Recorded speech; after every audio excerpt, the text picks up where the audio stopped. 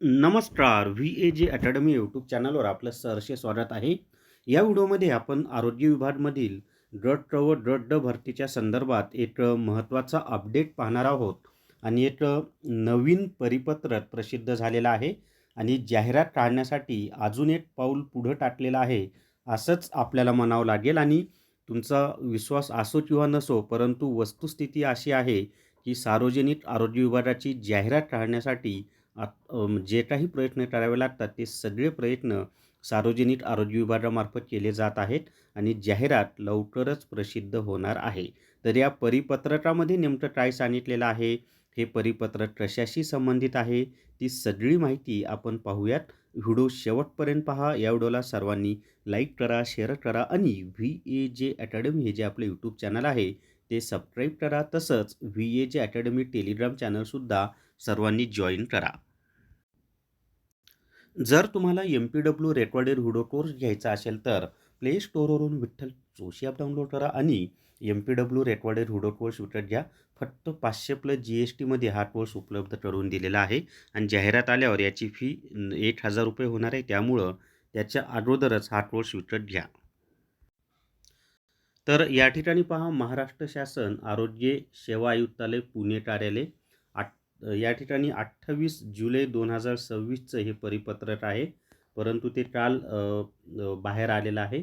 कुणाला लिहिलेलं आहे तर कार्यक्रम प्रमुख सर्व उपसंचालक आरोग्य सेवा परिमंडळ, जिल्हा शल्य चिकित्सक अधीक्षक प्रादेशिक मनोरुग्णालय.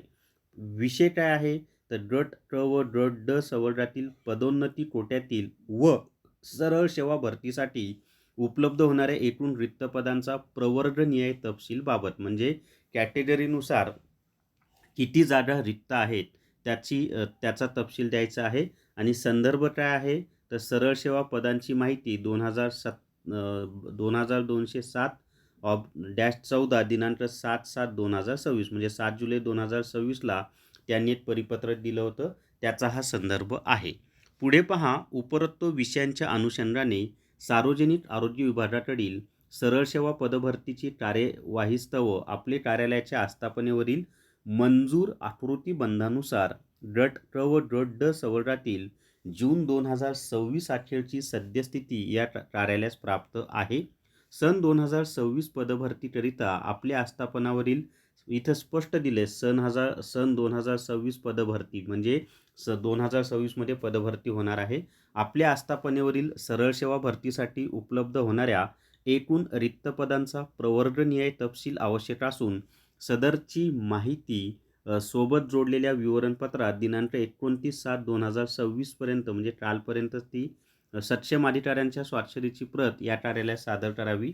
माहिती सादर करतेवेळी जिल्हा हिवताप अधिकारी, जिल्हा सामान्य रुग्णालय व प्रादेशिक मनोरुग्णालय यांनी त्यांच्याकडील पदांची माहिती उपसंचालक आरोग्य सेवा परिमंडळाकडे सादर करावी. उपसंचालक आरोग्य सेवा परिमंडळ या कार्यक्रम प्रमुख कार्यालयांनी सदरील माहिती एकत्रित संकलित करावी अशी त्यांनी माहिती दिलेली आहे.